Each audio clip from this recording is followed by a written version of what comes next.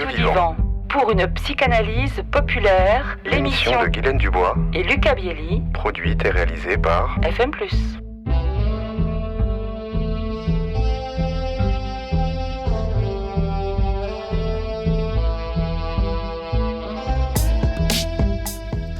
Bonjour Guylaine. Et bonjour Lucas. Nous sommes tous les deux psychanalystes, vous Guylaine Dubois à Sète. Et vous Lucas Bielli à Montpellier. Aujourd'hui, le thème de la répétition. Dans nos vies, Lucas, nous avons parfois la sensation de répéter des situations. Par exemple, de toujours choisir des partenaires amoureux avec le même profil et dont la relation génère de la souffrance ou mieux un manque d'épanouissement. En psychanalyse, on parle de compulsion de répétition. Et quand cette répétition devient source d'une souffrance, il est alors utile de déposer ces situations chez un psychanalyste. Répéter, c'est vivre à nouveau ce qui est source de souffrance. Répéter, c'est vivre encore et toujours ce qui n'a pas été résolu avant. Avant, ça veut dire dans l'enfance. L'adulte répète une situation ancienne qui s'est déroulée, je l'ai dit avant, une situation de l'ordre du conflit, du traumatisme. Les émotions générées ont été éprouvantes et le contexte de cette situation a été refoulé. Comme la situation qui est à l'origine du conflit ou du traumatisme a été oubliée, refoulée hors de sa conscience, l'individu répète inconsciemment les circonstances du conflit pour revivre les émotions connues qui y sont liées. Et l'individu répète en espérant inconsciemment trouver la solution au conflit originel. Pour tenter de trouver une issue à une situation d'enfance douloureuse ou incomprise, autrement dit dans l'espoir de résoudre ce conflit, souvent ancien, en répétant inconsciemment la situation à l'origine du conflit, l'individu cherche à trouver une solution qui pourra le libérer de ce cercle infernal. Alors comment est-ce qu'on répète ? On répète avec des personnes différentes de la situation originelle, mais ces nouvelles situations vont provoquer les mêmes émotions. Et ce que l'inconscient mémorise, ce sont justement les émotions et les affects. Alors comment va se manifester cette compulsion de répétition ? Le rêve, par exemple, est un moment, un état où la compulsion de répétition peut s'exprimer. Ce sont là encore des émotions et des éléments marquants du rêve qui vont pouvoir repérer qu'il rentre dans cette répétition malgré des habillages différents de chaque rêve. Et puis, la répétition coûte cher. Ça coûte très cher de répéter, cher en énergie. Répéter, c'est tourner en boucle, c'est pas trouver d'issue à une situation inconfortable. C'est aussi coûteux en temps. On dit qu'on n'avance pas. C'est coûteux en énergie émotionnelle. La répétition, telle que nous la considérons en psychanalyse, n'est pas le travail utile du comédien qui apprend son texte et qui fait progresser son interprétation. La répétition en psychanalyse, elle est mortifère. On répète car on ne sait faire que ça.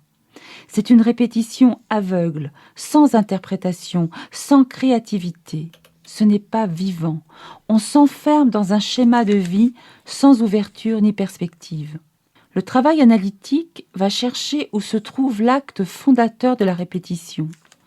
Et par la prise de conscience de cette première fois, l'analysant et l'analyste identifient ce qui s'est joué à ce moment précis, mais aussi quel besoin cette répétition vient nourrir.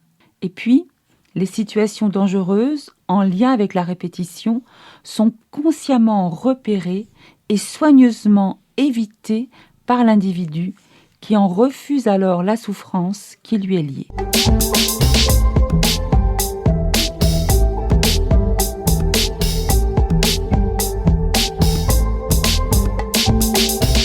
Avec Guylaine Dubois, dans le cadre de Radio Divan sur FM+, nous évoquons la répétition. Guylaine, l'homme, dans les événements que vous avez racontés, répète quotidiennement comme une sorte de destinée inexorable dont il est la victime. Alors, la répétition, c'est un peu comme le serpent qui se mord la queue dans un marécage où stagnent ses émotions. Est-ce, Guylaine, pour échapper à la souffrance, pour se protéger de schémas douloureux déjà vécus, que l'homme répète et répète encore ? Non, je ne crois pas. C'est en effet un phénomène de résistance, mais c'est la seule façon qu'il a de se prémunir d'une souffrance plus grande, mais c'est inefficace. C'est inefficace. Comme on l'a dit, c'est une boucle qui n'en finit pas.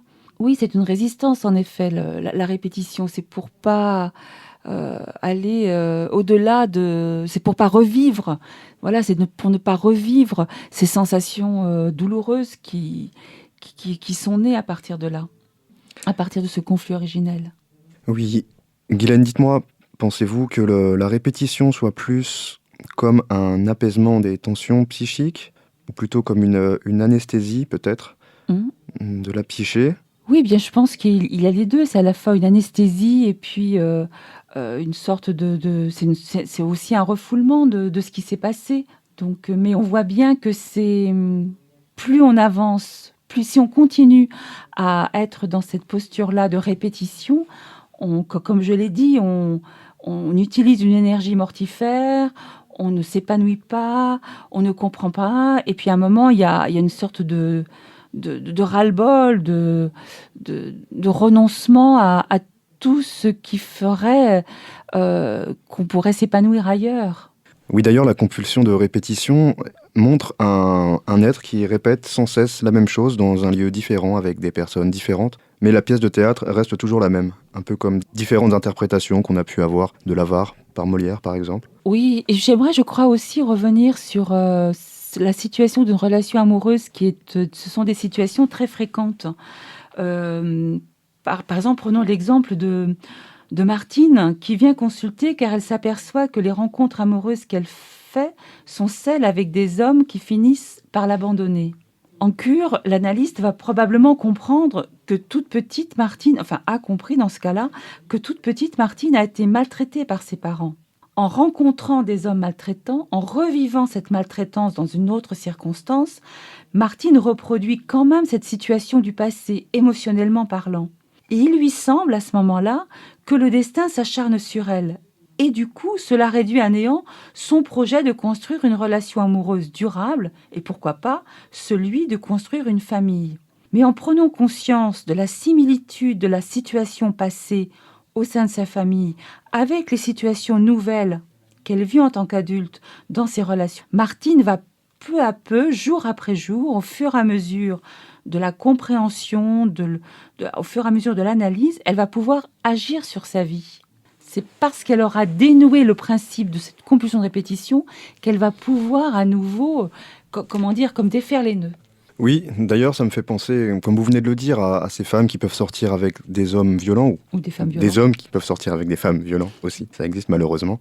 Et vu de l'extérieur, l'entourage va souvent dire « Tiens, il ou elle a encore choisi le même. » Et il voit juste l'autre qui change, mais pas que c'est la répétition qui est en place, que le problème est plus profond que ça, justement. On s'arrête là, Lucas. On se voit la semaine prochaine. Le temps passe vite. À la semaine prochaine. Au revoir. Au revoir. C'était Lucas Bielli et Guylaine Dubois pour Radio Divan, une émission produite et réalisée par FM+. Sur une musique originale de William Balfour, à retrouver sur radiofmplus.org, sur YouTube et Deezer.